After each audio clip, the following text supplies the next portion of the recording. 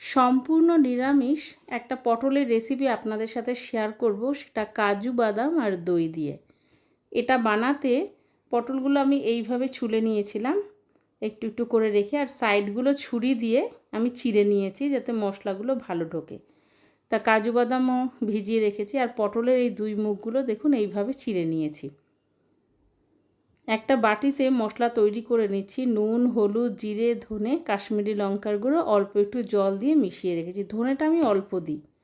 তো কড়াইতে সাদা তেল দিয়ে পটলগুলো এবার ভেজে নিচ্ছি। তবে পটলগুলোই কিন্তু নুন হলুদ মাখাইনি। আর এইভাবে ভেজে নিচ্ছি যে অতিরিক্ত না, মানে হালকা করে ভেজে নিচ্ছি। আর যে মশলাগুলো দিচ্ছি গোটা মশলা, সেটা হচ্ছে এলাচ, দারচিনি, শুকনো লঙ্কা আর সাদা জিরে। তারপর একটু আদার পেস্ট দিলাম আর 4টে কাঁচা লঙ্কা দিয়ে একটু হালকা করে নেড়ে চেড়ে এর মধ্যে গুঁড়ে রাখা মশলাটা দিয়ে দিলাম।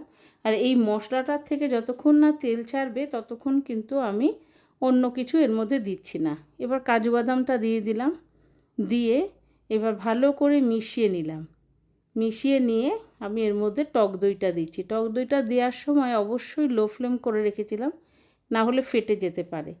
এবার এটাকেও ভালো করে মিশিয়ে নিয়ে অল্প করে জল দিয়েছি। তারপর ফুটে উঠতে পটলগুলো দিয়ে দিলাম। ব্যাস, এবার একটু ঢাকা দিয়ে রাখবো 5-7 মিনিট যাতে মশলাগুলো ভালো করে ঢুকে যায় পটলের মধ্যে।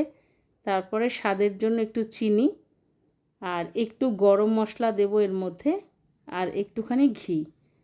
ভীষণ ভালো হয়েছিল, টেস্টি। এটা আমার নিজস্ব অভিজ্ঞতায় তৈরি করা। ভিডিওটা ভালো লাগলে অবশ্যই লাইক আর একটা কমেন্ট করুন।